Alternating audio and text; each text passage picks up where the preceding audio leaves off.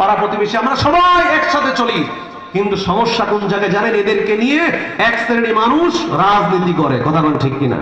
তাদের ঘাড়ে পা দিয়ে, তাদের মাথার উপরে ভর করে এদেশের ইসলামপন্থীদেরকে আন্তর্জাতিকভাবে চাপে ফেলে দিয়ে এদেশের মুসলমানদেরকে দমন করতে চায় এক শ্রেণীর ডুপ্লিকেট মুসলমান। সুতরাং হিন্দু ভাইদেরকে বলবো, তাদের ফাঁদে পা দেবেন না। আপনারা আমাদের ভাই, আপনারা আপনাদের মতো শান্তিতে বসবাস করবেন। আপনাদের পাশে আমরা আছি, আমাদের পাশে আপনারা আছেন, সুখে দুঃখে আমরা আপনাদের, আপনারা আমাদের, এইভাবে আমরা বসবাস করছি, করব। কিন্তু কোনোভাবেই ওই ইসকন নামক, ইসকন আর হিন্দু এটা এক জিনিস নয়। হিন্দুদের ভিতর থেকে একটা জঙ্গি গ্রুপ, এর একটা সংগঠন করে ইসকন তৈরি করেছে, এবং এদের টার্গেট হলো বাংলাদেশকে অখণ্ড ভারতে পরিণত করা এবং এই দেশের ইসলামপন্থীদের কিভাবে দমন করা যায়, এই টার্গেট নিয়ে তারা অগ্রসর হচ্ছে।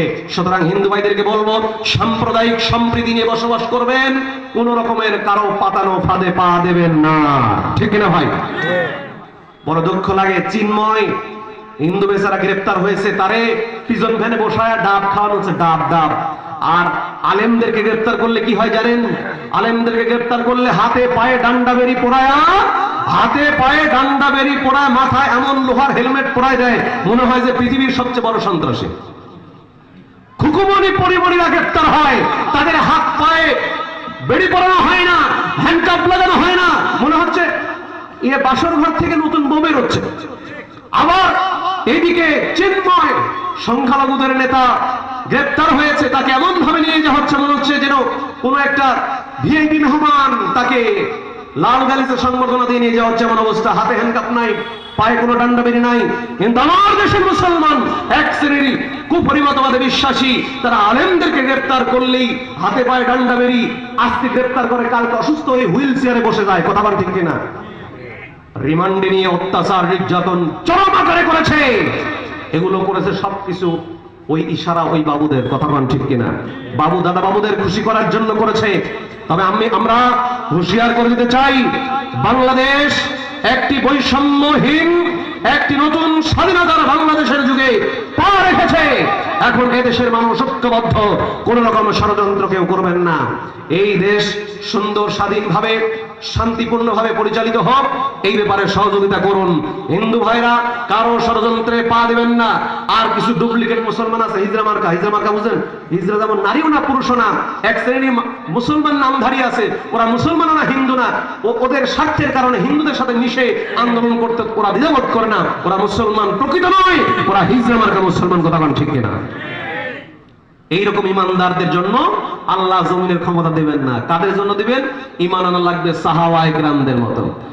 আল্লাহর নবী সাহাবীরা যেমন ঈমান এনেছিলেন, যাদের ঈমানের কাছে নিজের পিতার মূল্য ছিল না, যাদের ঈমানের কাছে তার ভাইদের মূল্য ছিল না, যদি ভাই এবং পিতা কুফরি মতবাদে বিশ্বাস করত, তাদেরকে প্রত্যাখ্যান করত। যেমন যুদ্ধের ময়দানে বদরের প্রান্তরে জিহাদ হবে, কাফির মুশরিকদের সাথে মুসলমানদের, শুধু কাফির মুশরিকদের সাথে মুসলমানদের এমনটি নয়, অনেক মুসলমান নতুন ইসলাম কবুল করেছে আমার ভাইরা, বাবা মুসলমান হয়েছে, ছেলে মুসলমান হয় নাই, ছেলে মুসলমান হয়েছে, পিতা মুসলমান হয় নাই। লড়াই হবে দুই পক্ষে, হয়েছিল তাই। আব্দুর রহমান ইবনে আবু বকরের সন্তান বদরের প্রান্তরে কাফের মুশরিকদের পক্ষ নিয়ে যুদ্ধের ময়দানে এসেছিল। বাবা ছিল মুসলমান, সে ছিল কাফের। পরবর্তীতে ইসলাম কবুল করে আবু বকর রাদিয়াল্লাহু তাআলা কে বললেন, বাবা আমি বদরের প্রান্তরে আপনাকে একবার নয় দুইবার নয় মোট 3 বার বাগে পেয়েছিলাম, কিন্তু আপনি বাবা কিভাবে আপনার গায়ে তরবারির আঘাত করি এই চিন্তা করে আমি আপনাকে মারতে পারি নাই। আবু বকর বলেন, ছেলে শোনো, তুমি আমাকে পিতা বলে আমার গায়ে আঘাত করতে পারোনি, আমাকে খেয়াল করেছো, আমি তোমাকে খেয়াল করিনি। আমি যদি তোমাকে বাগে পেয়ে যেতাম, সামনে পেতাম, আমার তরবারি দিয়া তোমার ফয়সালা করে দিতাম। সুবহানাল্লাহ। কারণ তুমি ছিলে মুশরিক কাফেরদের পক্ষে, আমি ছিলাম ঈমানের পক্ষে, মুমিনদের পক্ষে, তাওহীদের পক্ষে। তোমার মতো সন্তানকে গর্দান, তোমার মতো সন্তানকে দেহ থেকে গর্দান আলাদা করতে আমি ন্যূনতম দ্বিধাবোধ করতাম না। এই হলো ঈমান। এই জন্য আল্লাহ বলছেন, আমিনু কামা আমানান নাস, ঈমান আনো সাহাবীরা যেমন ঈমান এনেছে, ওই রকম ঈমানদার যদি আমরা হতে পারি ভাই, তাহলে আল্লাহ রাব্বুল আলামিন আজ আমাদেরকে রাষ্ট্রীয় ক্ষমতা দান করবেন। যেমন দান করেছিলেন আল্লাহ রাসূলের জামানায়। আল্লাহ রাসূল বলেছিলেন খায়রুল কুরুনি করনি সুম্মা আল্লাযিনা ইয়ালুনাহুম সুম্মা আল্লাযিনা ইয়ালুনাহুম, সর্বশ্রেষ্ঠ যুগ আমার যুগ, তারপরের যুগ, তারপরের যুগ। আল্লাহ রাসূল সাল্লাল্লাহু আলাইহি সাল্লামের জামানায় দেখেন সাহাবায়ে কেরামের ঈমান, তাদের নেক আমল, তাদের আখলাক, তাদের চরিত্র এমন পর্যায়ে পৌঁছেছিল, আল্লাহ পাক তাদেরকে জনপদের ক্ষমতা দিয়েছিলেন। আল্লাহ রাসূল সাল্লাল্লাহু আলাইহি সাল্লামের বরকতময় জিন্দেগিতেই বিজয় হয়ে গেল আপনার মক্কা, বিজয় হলো আরব, সমগ্র আরব উপদ্বীপ, বিজয় হলো সমগ্র ইয়ামান, এমনকি হিজরের অগ্নিপূজক, এরপরে শাম দেশের কতিপয় অঞ্চল থেকে আল্লাহ রাসূল সাল্লাল্লাহু আলাইহি সাল্লাম জিজিয়া করা দায় শুরু করে দিলেন। অনেক অঞ্চল বিজিত হয়ে গেল আল্লাহর নবীর হাতে, সুবহানাল্লাহ। আল্লাহর নবীর ইন্তেকালের পরে যখন খলিফা নিযুক্ত হলেন আবু বকর, আবু বকর রাদিয়াল্লাহু তাআলা আনহুর জামানায় ভণ্ড নবীদের উদ্ভব সহ নতুন কিছু ফিতনার আবির্ভাব হলো। আবু বকর রাদিয়াল্লাহু তাআলা আনহু তাদেরকে সমূলে ধ্বংস করলেন, নিশ্চিহ্ন করে দিলেন। এরপরে তিনি কি করলেন?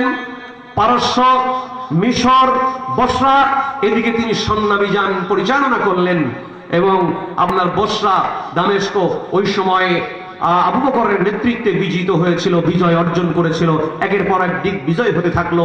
এরপরে আসলো ওমর রাদিয়াল্লাহু তাআলা আনহু, ইসলামের দ্বিতীয় খলিফা।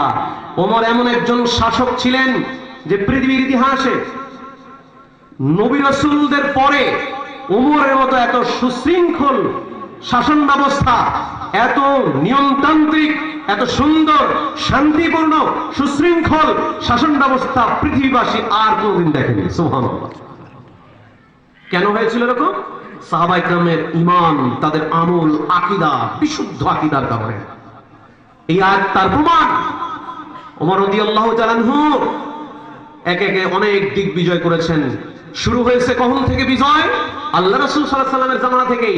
আল্লাহর নবী সাল্লাল্লাহু আলাইহি সাল্লামকে সরাও আপনার সেই রোম সম্রাট হিরাক্লিয়াস, এরপরে মিশরের সম্রাট ও এবং আজারবাইজান, আলেকজান্দ্রিয়ার সম্রাট এবং মিশরের সম্রাট মুকাওয়াকিস এবং আম্মান এবং আবিসিনিয়ার সম্রাট নাজ্জাশী, তারা আল্লাহর নবীর কাছে উপঢৌকন পাঠাতে শুরু করলো, সমর্থন দিতে শুরু করলো, আল্লাহর নবীকে সম্মান দিতে শুরু করলো। সুবহানাল্লাহ। শুরু হয়ে গিয়েছিল